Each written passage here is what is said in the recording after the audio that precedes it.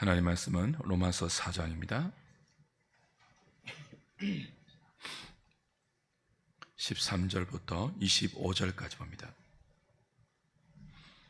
신약성경 244페이지 로마서 4장 13절부터 25절까지 제가 한 절, 여러분이 한 절 교독합니다.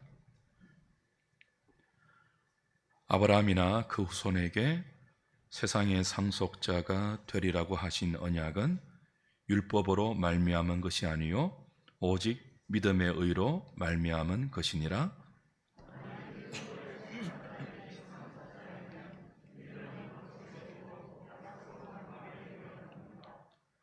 율법은 진노를 이루게 하나니 율법이 없는 곳에는 범법도 없느니라.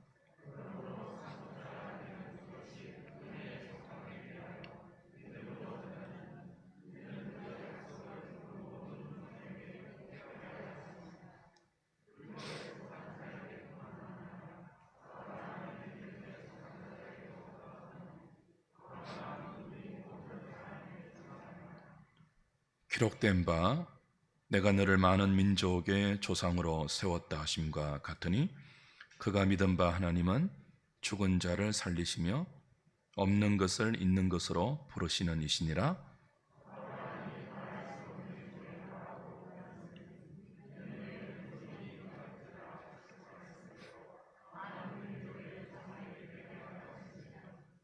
그가 100세나 되어 자기 몸이 죽은 것 같고 사라의 태가 죽은 것 같음을 알고도 믿음이 약하여지지 아니하고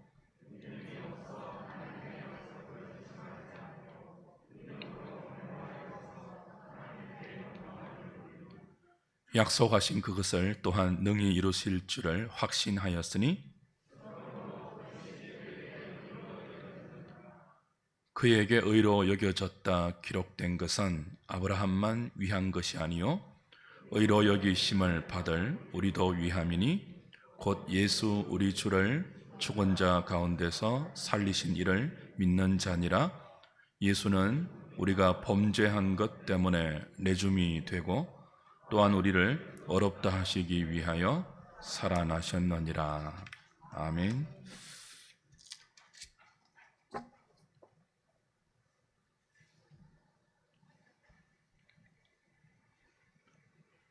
자기 백성을 위한 하나님의 구원은 즉흥적이 아니고 창세전에 그리스도 안에서 계획되어 있었습니다. 만약 인류가 죄를 짓지 않았더라도 영생은 그리스도를 통해서만 계획되어 있습니다. 삼위 하나님의 구원 계획이 그렇죠. 죄가 없었더라면 십자가와 부활이 아닌 훨씬 아름다운 방법으로 우리에게 영생과 구원이 주어졌겠죠. 그러나 인류가 죄를 지었기 때문에 예수님이 직접 여인의 후손으로 오셔서 그의 전 생애를 통한 순종과 십자가와 부활의 대속 사역으로 자기 백성을 구원하십니다. 하나님은 구약 내내 그림자와 모형으로 이 구원자의 약속을 계시하셨고 구약 백성들은 하나님의 약속을 믿는 믿음으로 구원을 은혜로 입었습니다. 신약 백성들은 약속의 모형과 그림자 정도가 아니라 그 약속의 성취이신 예수 그리스도를 믿는 믿음으로 구원을 얻습니다. 제가 지금 의도적으로 뭔가를 하나 강조하고 있는데요. 느껴지십니까? 약속입니다.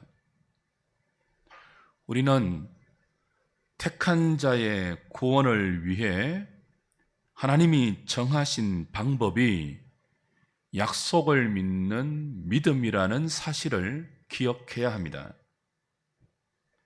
하나님은 우리가 지키고 행함에 따라서 결과가 달라지는 율법의 방식이 아니라 하나님이 말씀하신 약속을 믿는 믿음으로 자기 백성의 구원을 계획하십니다.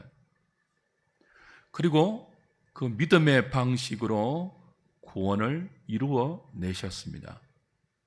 이를 설명하기 위해서 사도는 로마서 4장에서 믿음의 조상 아브라함의 예를 들죠. 아브라함이 그의 행위로 말미암아 어렵다함을 받았다면 자랑할 것이 있겠지만 믿음으로 어렵다함을 받았기 때문에 자랑할 것이 없다. 그러면서 그 믿음, 이 아브라함에게 생긴 믿음은 일하는 자가 마땅히 받는 삭시 아니라 일하지 않고도 일한 것처럼 받는 은혜요, 복이다. 그렇게 믿음의 성격을 설명했죠. 그렇습니다. 우리에게 있는 믿음은 하나님이 주신 은혜의 선물입니다. 죄가 머리부터 발끝까지 망가뜨려 놓아서 구원에 대해서 전적으로 부패하고 전적으로 무능력하고 전적으로 타락한 존재가 인간입니다. 우리에게는 구원이라는 열매를 만들어낼 만한 어떤 실력이나 자격이나 조건이 우리 안에 없습니다. 이런 절망적인 상태에 있는 인생에게 하나님은 복음에 나타난 하나님의 의로 우리를 믿음에서 믿음으로 이르게 하여 구원을 만들어 가십니다. 믿음으로 어렵다함을 주십니다. 믿음으로 거룩함을 만들어 가십니다. 믿음으로 그 구원의 영광을 마침내 이루어 가십니다. 이 믿음의 선물이 얼마나 귀합니까? 일하지 않았는데도 마치 일한 사람이 삭을 받는 것처럼 우리가 구원에 대해서 어떤 자격과 조건을 만들어낼 능력과 힘이 없고 또 구원을 위해서 조금도 일하지 않았음에도 불구하고 구원이라는 놀라운 열매를 우리에게 만들어 내시니 이 믿음을 통해서 우리에게 역사하시는 하나님의 역사가 얼마나 귀합니까?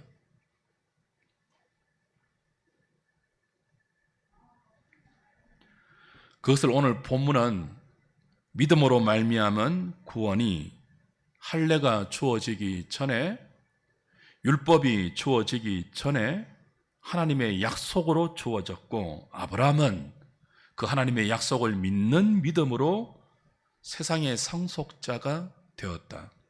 아브라함의 후손인 우리도 아브라함과 똑같이 하나님의 약속을 믿는 믿음으로 하나님의 상속자가 되었다고 설명합니다. 본문 13절, 14절 다시 보십시오. 아브라함이나 그 후손에게 세상의 상속자가 되리라고 하신 언약은 율법으로 말미암은 것이 아니요 오직 믿음의 의로 말미암은 것이니라. 만일 율법에 속한 자들이 상속자이면 믿음은 헛것이 되고 약속은 파기되었느니라. 하나님께서 인류의 조상 아담과 하와를 창조하시고 복을 주셨죠. 생육하고 번성하라, 땅에 충만하라, 땅을 정복하고 바다의 물고기와 하늘의 새와 땅에 움직이는 모든 생물을 다스리라고 하시면서 온 세상을 아담에게 맡기셨습니다. 세상을 상속으로 주셨습니다. 그러나 아담과 하와는 죄로 말미암아 세상을 상속하는 상속자가 아니라 세상을 파괴하는 최악의 존재로, 죄인으로 전락해 버렸습니다. 세상에 진선미를 공급하고 그 존귀함과 아름다움과 영광을 퍼뜨리는 복된 하나님의 대리자가 되어야 할 인생이 미움, 정오, 불의를 퍼뜨리는 가장 위험한 폭탄이 되었습니다. 그 결과 세상은 인간에게 상속의 대상이 아니라 가시와 엉겅퀴를 내면서 대적하는 세상이 되어버렸죠. 하나님은 이런 인생 중에서 아브라함을 불렀습니다. 그리고 복의 근원이 되겠다는 약속을 주십니다. 다시 너를 통해서 세상의 상속자가 되게 하겠다고 언약을 맺어 주십니다. 그리고 그 약속을 이루는 수단으로 할례가 아닌, 율법이 아닌 믿음을 주셨습니다. 할례는 하나님의 약속을 믿는 믿음에 대한 고백의 표식이죠. 정표이죠. 율례는요, 율법은요, 그 하나님의 약속을 믿는다고 고백한 주의 백성들이 그 약속대로 자신의 삶을 드러내는 삶의 열매이죠.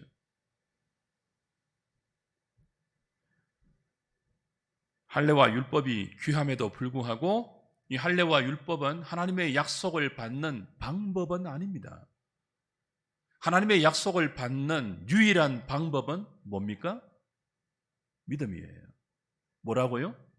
믿음이에요. 할례는요, 그 믿음을 고백하는 외적인 표시고요. 율법은요, 그 믿음을 내 삶으로 드러내겠다는, 그리고 그 믿음대로 삶을 살아라고 주시는 이정표죠.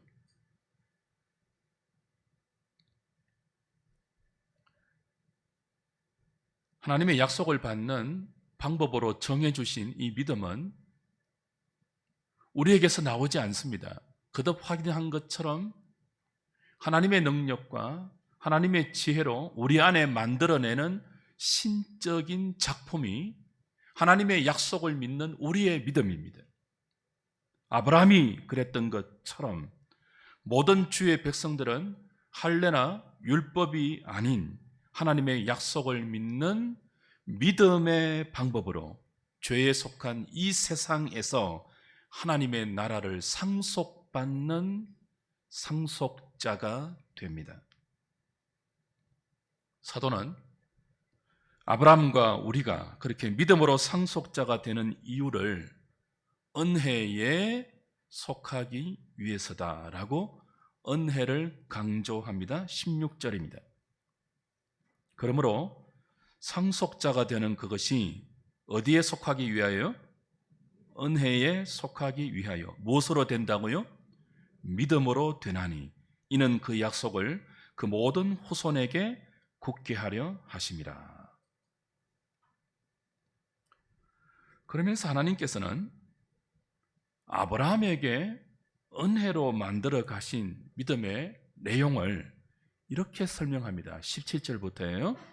기록된 바 내가 너를 많은 민족의 조상으로 세웠다 하심과 같으니 그가 믿은 바 하나님은 죽은 자를 살리시며 없는 것을 있는 것으로 부르시는 이시니라. 아브라함이 바랄 수 없는 중에 바라고 믿었으니 이는 네 후손이 이 같으리라 하신 말씀대로 많은 민족의 조상이 되게 하려 하심이라. 그가 백세나되어 자기 몸이 죽은 것 같고 사라의 태가 죽은 것 같음을 알고도 믿음이 약하여지지 아니하고 믿음이 없어 하나님의 약속을 의심하지 않고 믿음으로 견고하여져서 하나님께 영광을 돌리며 약속하신 그것을 또한 능히 이루실 줄을 확신하였으니 그러므로 그것이 그에게 의로 여겨졌느니라. 조금 이상하지 않아요? 여러분이 성경을 꾸준히 읽는 성도라면, 아니 성경을 조금이라도 읽고 있다면 이 부분에서 조금 이상하다라고 고개를 갸웃결어야 정상적인 반응이에요. 로마서의 이런 설명 14장 17절부터 22절에 아브라함의 믿음에 관하여서 로마서가 설명하고 있는 이런 내용과 정작 그 당시에 아브라함의 상태를 우리에게 설명해 주는 창세기의 기록이 어떻습니까? 일치합니까? 조금 어긋납니까? 다르죠? 많이 달라요. 우리가 창세기에서 보는 아브라함의 모습, 사라의 모습은 100세에도 90세에도 자기 몸에 죽은 것 같음을 알고도, 사라의 태가 죽은 것 같이 완전히 다쳤음을 알고도 후사에 대한 하나님의 약속을 믿는 믿음이 흔들리지 않고 의심하지 않고 견고하여져서 확신을 가지고 하나님을 바라보았다. 그런 모습 아니잖아요. 창세기 15장에서 하나님은 자신의 후사라고 생각하는 엘리에셀, 자신의 늙은 종 엘리에셀을 후사라고 생각하는 아브라함에게 찾아오십니다. 그리고 네가 생각하듯이 엘리에셀은 후사 아니다 말씀해 주시면서 아브라함을 밖으로 이끌어내어 하늘의 별을 보게 만드셨죠. 엘리에셀이 후사가 아니라 저 하늘의 별을 보라. 그토록 많은 후손이 너와 사라 사이에서 너의 후손이 후사가 상속자가 될 것이라고 약속하십니다. 그리고 아브라함은 그 후사에 대한 하나님의 약속을 믿습니다. 하나님은 그 약속을 믿은 아브라함을 어렵다고 여겨 주십니다. 그런데 우리가 하나 기억해야 될 것이 있어요. 아브라함이 창세기 15장에서 하나님의 약속을 믿었잖아요. 근데 그 시점에서 아브라함의 믿음의 수준은요, 하나님의 약속은 믿었지만 하나님께서 그 약속, 후사, 상속자에 대한 약속을 어떻게 이루어 주시는지에 대해서는 무지했어요. 아무것도 몰랐어요. 그래서 그 15장 이후부터 하나님의 약속을 기다리지 못하고 자신의 수단으로, 자신의 생각으로, 자신의 방법으로 하나님의 약속을 자신이 이루려고 했죠. 그 사건이 창세기 16장에서 무엇으로 드러납니까? 사라의 여종 하갈을 통해서 누구를 얻는다고요? 이스마엘을 얻는 사건으로 드러나죠. 그때 아브라함의 나이가 86세입니다. 그리고 창세기 17장은 13년이 지난 후 아브라함 나이 99세 때에 하나님이 전능하신 분으로 나타나셔서 할례를 명하십니다. 자, 약속은 이미 12장, 15장에서 있었고요. 그 약속을 믿는 아브라함의 믿음이 15장에 있었잖아요. 그리고 그 약속을 믿었지만 그 약속을 성취하시는 하나님의 방법을 알지 못한 아브라함이 자신의 방식으로 이스마엘을 얻고 난 후 13년이 지나 무엇이 요구되어요? 할례가 요구되어요. 할례가 무엇입니까? 할례는 하나님이 약속하신 후사를 어떻게 주실지에 대한 하나님의 교훈이 담겨 있는 표식이에요. 자, 아브라함이 하나님의 약속, 후사에 관한 약속, 상속자에 관한 약속을 자신의 방법으로 이루었지 않습니까? 그 자신의 방법으로 이룬 극명한 표시가 자신의 생식기란 말이에요. 근데 하나님은 이스마엘이 후사 아니다. 네가 너의 방법으로, 너의 힘으로, 너의 생각으로 얻은 이스마엘이 내가 약속한 후사 아니다. 내가 약속한 너의 상속자, 너의 후사는 너의 생식기에서 나오지 않고 나의 능력으로, 나의 방법으로만 너에게 주어진다 라고 해서 무엇을 명하십니까? 네 생식기 끝을 잘라내라라는 할례를 명하세요. 할례를. 그러니까 할례는 남성의 생식기 표피를 잘라내는 의식 아닙니까? 그 사실은요, 생식기 전체를 자르라는 의미가 포함되어 있습니다. 너 방식, 너의 능력, 너의 생식 수단을 잘라라는 거예요. 그렇게 할 수 없으니까 상징적으로 끝만 살짝 잘라내는 거죠.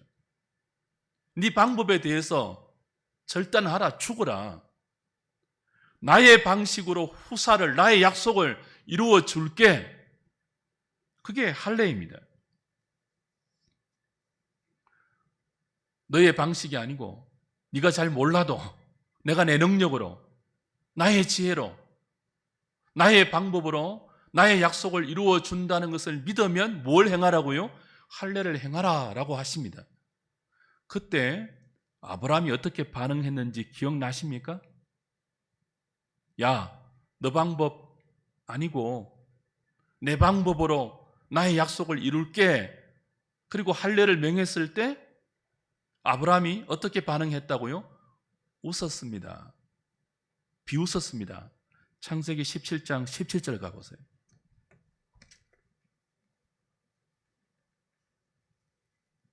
창세기 17장 17절.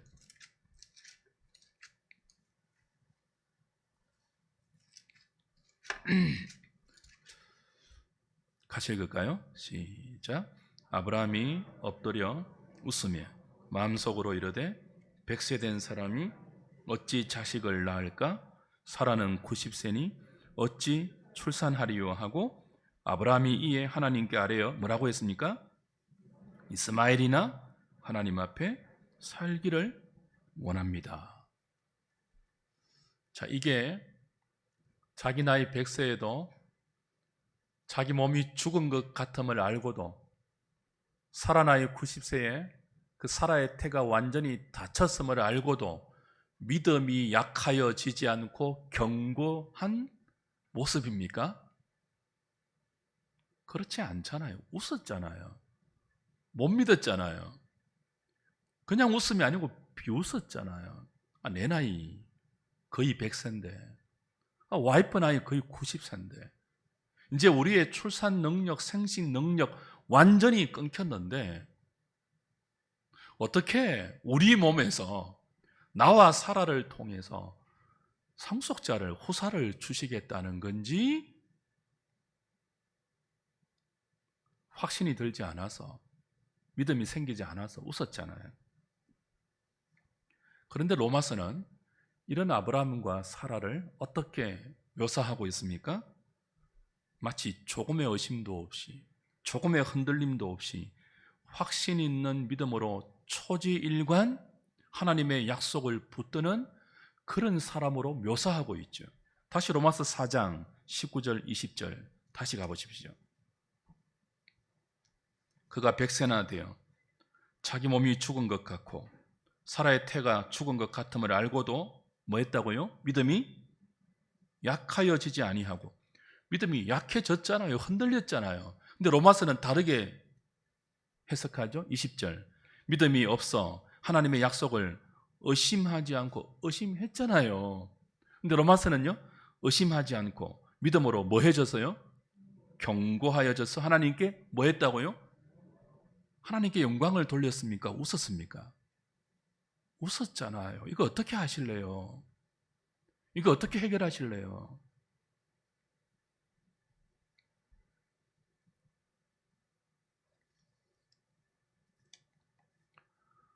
여기 믿음이, 로마서에서 믿음이, 아브라함의 믿음이 견고해졌다고 할 때, 이 견고해졌다는 헬라어 단어는 부정 과거 시제입니다.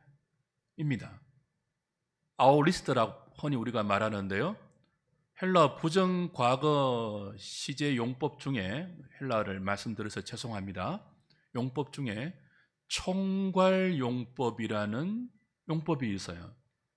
그러니까 한 동작이나 한 사건이 마지막에 마무리되었을 때 그 마무리된 시점에서 그 사건이나 그 동작 전체를 총체적으로 총괄해서 표현하는 용법이 부정과거 시제의 총괄 용법입니다. 그러니까 로마서에서 바울이 아브라함의 믿음이 흔들리지 않고 약하여지지 않고 의심하지 않고 자기 몸에 죽은 것 같음을 알고도 사라의 태가 다침을 알고도 하나님의 약속을 견고히 붙들었다는, 그래서 하나님께 영광을 돌렸다는 이 용법은 부정과거 총괄용법이라고요. 아브라함에게 하나님이 만들어내신, 은혜로 만들어내신 그 믿음의 마지막 지점, 100세에 얻은 이삭을 모리아 산에 바쳐라 할 때 의심하지 않고 하나님의 하나님 되심을 믿고 죽은 자 가운데서도 살리시는 하나님의 능력을 그의 생애 전체에서 배워온 아브라함의 믿음이 완성되는 그 지점, 그래서 그 믿음으로 하나님께 영광을 돌렸던 그 시점에서 아브라함의 믿음의 생애 전체를 돌아보면서 마치 흔들렸던 그때에도, 의심했던 그때에도, 하나님의 약속을 믿지 못하고 비웃었던 그때에도 마치 흔들리지 않았던 것처럼 총괄용법으로 표현하고 있다고요. 그러니 로마서에서 바울이 말한 아브라함의 믿음은 한순간의 경점, 어떤 지점을 말하는 것이 아니라 그의 믿음을 복음에 나타난 하나님의 의로 말미암아 믿음에서 믿음으로 이끌어 오신, 그래서 마침내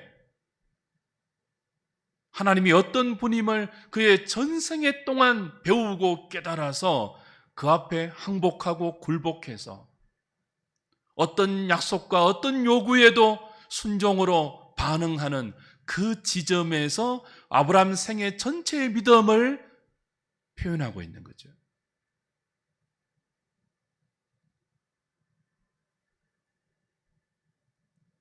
처음부터 아브라함에게 그런 믿음 없었죠. 하나님의 약속을 믿기는 믿었습니다. 후사를 주신다는 약속을 믿었습니다. 그 믿음 하나 있었지만 그 약속을 어떻게 이루실지 아무것도 몰랐잖아요. 그래서 엘리에셀로 족합니다. 이스마엘만 잘 근사해 주십시오. 100세에 무슨 아들입니까? 그랬던 아브라함이잖아요.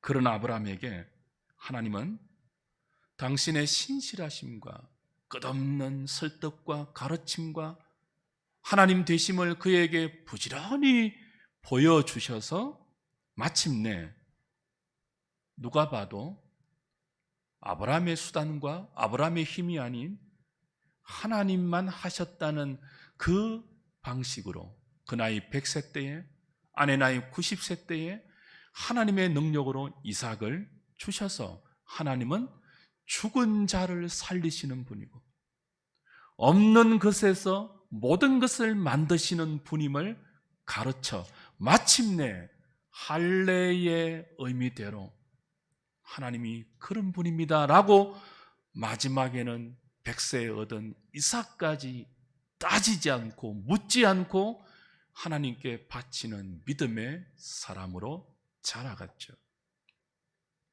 그 믿음 누가 만들어냈다고요?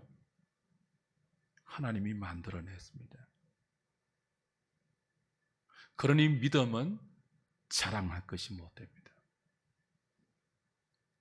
순전한 하나님의 신적 지혜의 결과이며 로마서 1장 17절의 진술처럼 복음에는 하나님의 의가 나타나서 믿음으로 믿음에 이르게 하나니 오직 의인은 믿음으로 말미암아 살리라 함과 같으리라. 그 믿음을 하나님께서 우리에게 전적인 은혜와 선물로 주시고 있으니 우리가 믿음에 붙잡혀서 믿음으로 살아가고 있는 이 복된 인생 된 것이 얼마나 감사합니까? 중간에 우리가 어떻게 한다고요? 아브라함처럼 넘어지기도 하고 자빠지기도 하고 의심하기도 하고 흔들리기도 하고 비웃기도 하고 하나님을요. 자기 방법 동원해서 자기 수단 동원해서 이스마엘 낳아가지고 가정이 그냥 박살나기도 하고 그런 수많은 실패와 좌절을 겪어왔는데도 그 모든 과정을 하나님은 우리의 믿음의 여정이라고 인정해 주시니 얼마나 복됩니까?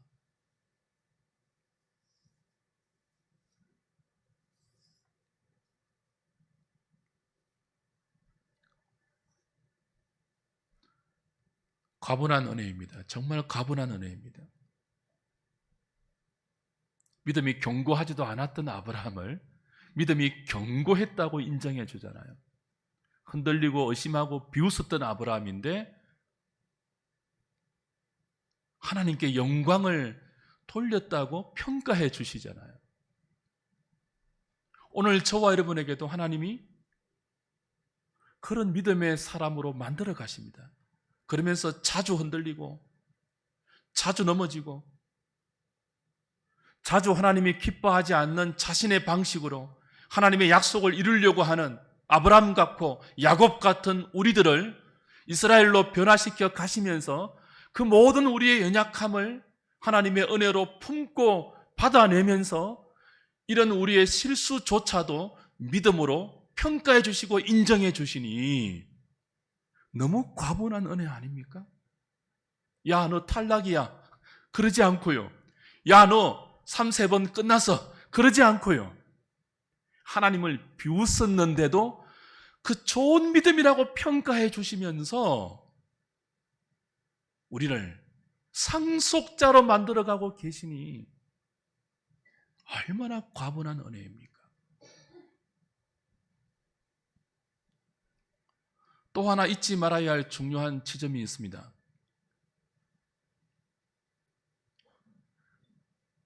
우리를 믿음으로 이끌어 가시면서 그 믿음으로 하나님의 상속자가 되게 하시는 이 구원의 은총이 너무나 크고 놀라운 과분한 은혜인 동시에 이 과분한 은혜를 받고 사는 믿음의 사람들이 반드시 기억해야 할 기본적인 전제가 하나 있어요. 아브라함이 약했잖아요. 무지하고 연약해서 자신의 방법을 동원한 우리와 똑같은 성정을 가진 인생이었잖아요. 근데 그가 하나 하나님의 은혜 가운데 붙든 것이 있습니다. 그게 뭐예요? 후사를 주시겠다는 하나님의 약속 하나는 붙들었습니다. 그 믿음으로 어렵다함을 받았잖아요.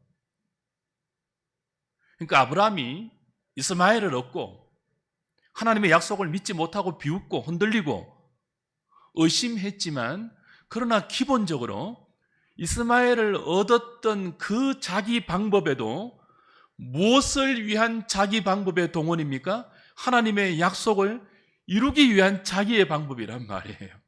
하나님의 약속이 아닌 자기 욕망, 자기 목표, 자기 소원을 이루기 위해서 자기 방식을 동원한 것이 아니라요. 그래도 적어도 무엇을 이루기 위해서요? 하나님의 약속을 이루기 위해서 자기 방식을 동원한 그 기본은 지키고 있다고. 이게 구원을 얻는 믿음의 가장 기본적인 베이스입니다. 그래서 하나님께서 넘어지고 의심하고 흔들리는 아브라함이라도 그걸 뭐라고요? 믿음으로 인정해 준 거예요. 적어도 무엇을 바라보았기 때문에요? 하나님이 말씀하신 그 약속을 바라보았기 때문에. 그 약속을 하나님께서 어떻게 이루어 주실지는 몰랐지만, 그래서 자기 방식을 동원했지만 적어도 하나님께서 후사를 주신다는 그 약속을 믿는 믿음은 가지고 있었다고요. 이해가 되신다 안 되신다?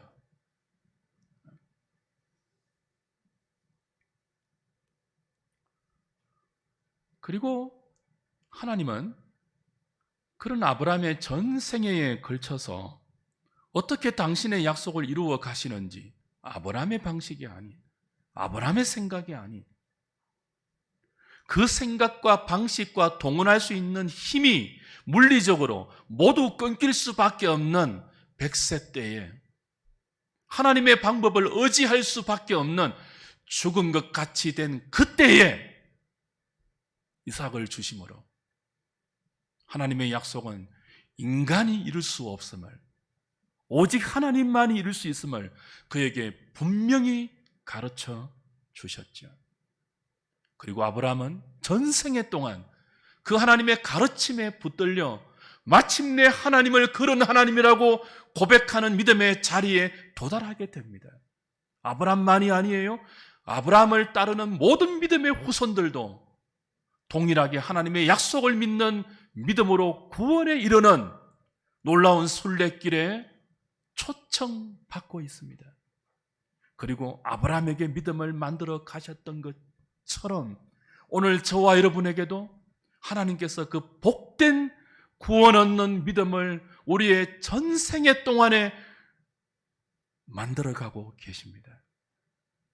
어찌 감사한 일이 아닙니까? 아브라함이 흔들린 건요,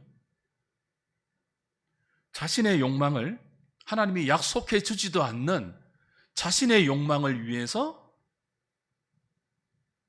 자신이 열심을 내고 자신이 몸부림친 것과는 질적으로 다르죠.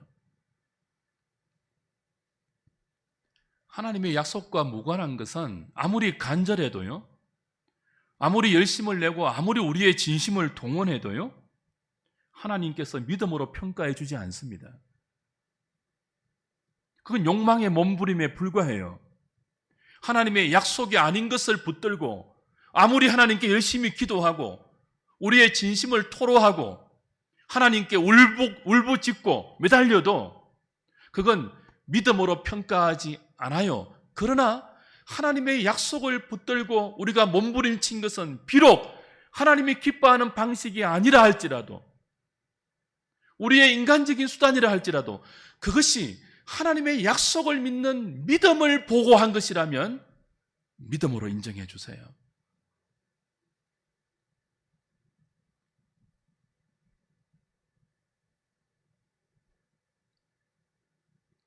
오늘 우리가 믿음으로 생각하고 열심을 내고 마음을 쏟는 것 중에 한번 돌아보십시오. 정말 하나님께서 여러분에게 약속해 주신 것을 붙들고 여러분이 그걸 믿음으로 펼쳐내고 계십니까? 아니면 하나님과 무관하게 여러분이 정해놓은, 여러분의 타락한 본성이 여러분을 부추기고 있는 이 세속적인 정욕과 여러분의 욕망을 믿음이란 내용으로 내걸고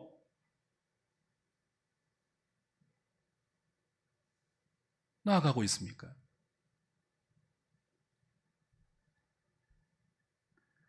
하나님과 상관없는 것들을 우리 생의 목표로 삼고 하나님께 이루어 달라고 기도하면 응답이 될까요? 안 될까요?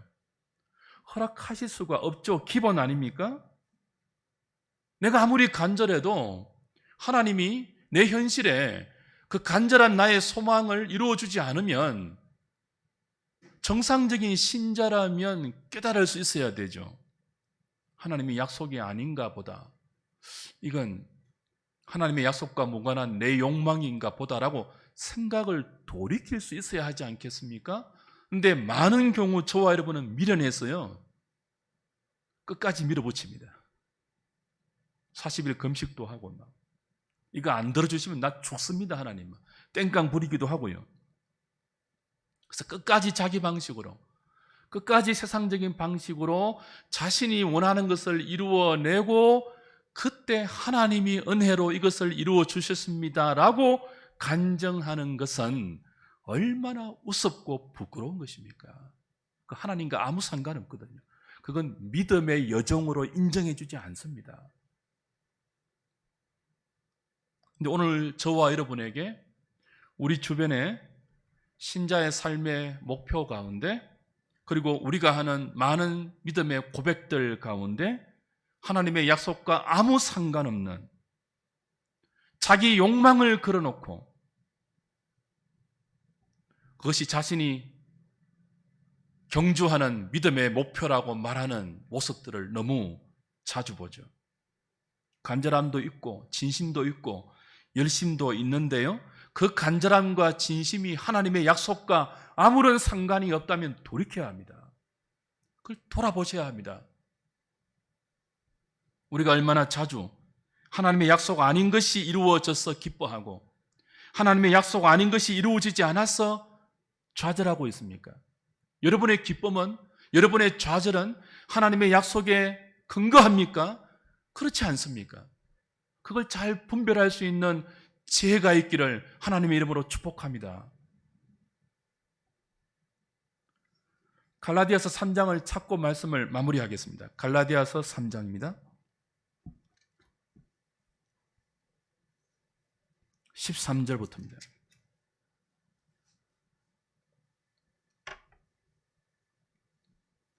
그리스도께서 우리를 위하여 저주를 받은 바 되사 율법의 저주에서 우리를 속량하셨으니 기록된 바 나무에 달린 자마다 저주 아래에 있는 자라 하였습니다.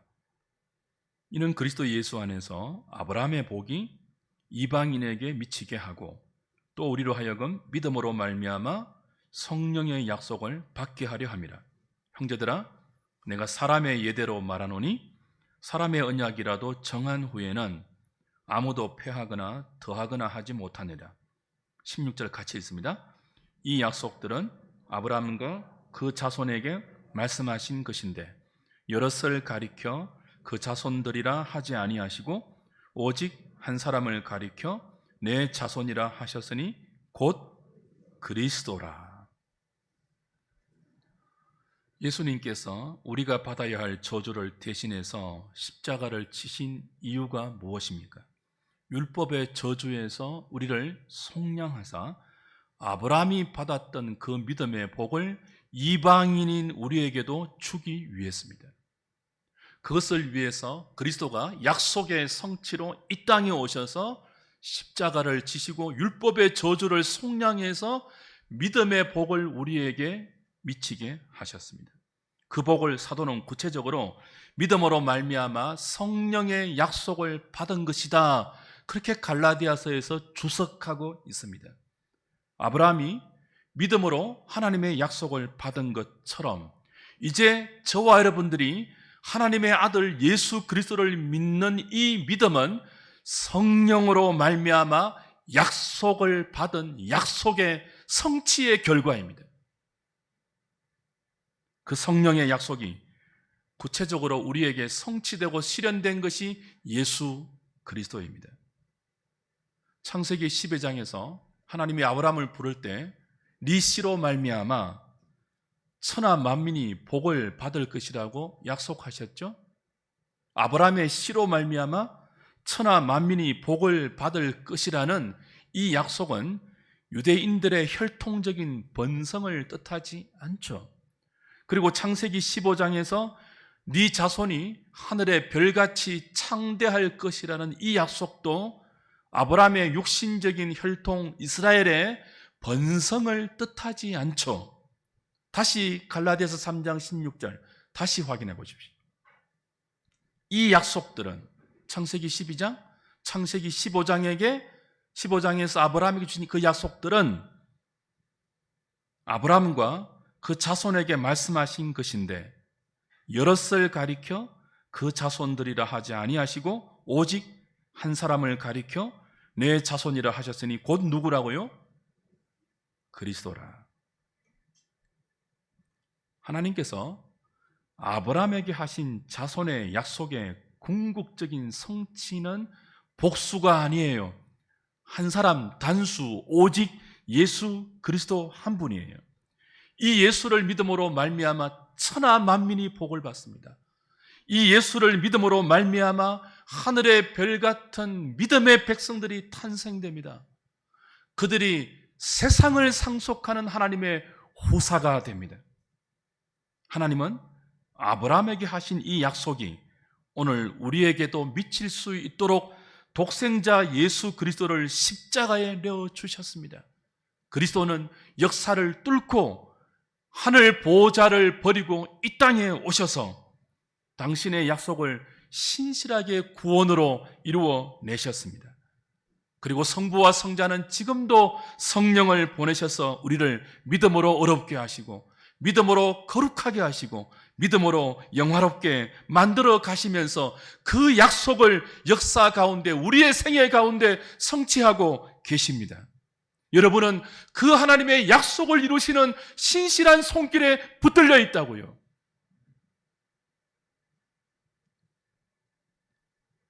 하나님의 궁극적인 약속은 우리가 이룰 수 없습니다. 우리가 이룰 수 있는 것, 우리의 힘으로, 우리의 재주로, 우리의 방법으로 성취 가능한 것을 하나님은 궁극적인 약속의 대상으로, 내용으로 내걸지 않습니다. 우리가 할 수 없는 것, 아무리 애써도, 아무리 몸부림쳐도, 아무리 온 정열을 짜내어도 결코 사람이 할 수 없는 것들, 오직 하나님만 할 수 있는 그것을 궁극적인 약속의 내용으로 주신다고요. 그게 뭡니까? 예수 그리스도를 믿는 믿음으로 하나님의 상속자가 되게 하는 겁니다. 우리가 못하잖아요. 에베소서 2장 1절 보면 뭐라고 했습니까? 허물과 죄로 죽었던 우리를 살리셨다 그랬습니다. 에베소서 1장에는 뭐라고 했습니까? 그 앞에 거룩하고 흠이 없는 존재로 우리를 만들기 위해서 창세전에 그리스도 안에서 우리를 택했다고 말씀하고 있습니다. 죄에 빠진 우리를, 허물과 죄로 죽었던 우리를 살리는 것은 우리가 못합니다. 하나님만 할 수 있습니다. 그래서 내가 하겠다고 약속하시고 그 약속을 믿는 방법으로 하나님만 줄 수 있는 믿음을 주십니다.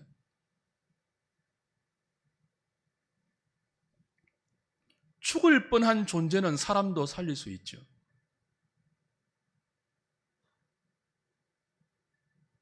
제가 다니는 삼성병원에 가면, 아산병원에 가면, 세브란스 병원에 가면 명의를 잘 만나면 죽어가던 사람도 살아나는 그런 경우 있죠. 사람도 그 정도는 하죠. 그러나 아무리 명의라도요, 죽은 사람을 살리지는 못해요. 인간이 누구예요? 허물과 죄로 죽을 뻔한 존재가 아니라 허물과 죄로 죽었던 존재예요. 허물과 죄로 죽었던 존재를 누가 살릴 수 있습니까? 누가 그런 존재에게 믿음을 만들어내셔서 하나님의 약속을 믿게 할 수 있습니까? 누가 이삭을 아브라함과 사라에게 줄 수 있습니까? 죽은 자를 살리는 하나님, 없는 것을 있는 것처럼 만드는 하나님밖에 없죠. 그 하나님께서 우리에게 약속하신 것이 무엇입니까? 부자 되게 해줄게, 건강하게 해줄게, 유명하게 해줄게. 그건 우리도 이룰 수 있잖아요. 우리가 할 수 없는 것들 약속하신다니까요. 그 약속을 붙드는 믿음이 구원 얻는 믿음이에요. 여러분의 소원을 믿음이라고 정해놓고 믿습니다 하는 믿음 말고요, 하나님이 약속하신 것을 바라보는 것이 믿음 아닙니까? 그 하나님의 약속이 뭡니까? 더럽고 추하고 불의와 불법과 모든 추악한 것을 동원해서라도 자존심을 위해서 생존 경쟁하고, 필요하면 이웃도 죽이고, 필요하면 하나님도 죽이고, 필요하면 하나님도 이용하고, 지체도 이용해서 고지를 넘고 넘어 성공하고 싶은 우리의 욕망을 약속으로 정해준 적 없습니다. 그런 우리를 존귀한 하나님의 백성, 거룩한 주의 자녀, 하나님을 사랑하고 이웃을 사랑하고 이 땅에 하나님의 손에 붙들려서 의와 공도를 향한 사는 그런 백성 만들고야 말겠다. 네가 아무리 연약해도, 네가 아무리 무지하고, 네가 아무리 게으르고, 네가 아무리 실수하고 넘어져도 너를 거룩한 내 백성, 나의 사랑 앞에서 점도 없고 험도 없는 그런 백성 만들겠다는 것이 우리를 향한 하나님의 약속입니다. 그 약속 여러분도 붙드십시오. 그 약속을 여러분의 생애의 목표로 삼고 그걸 위해 기도하십시오.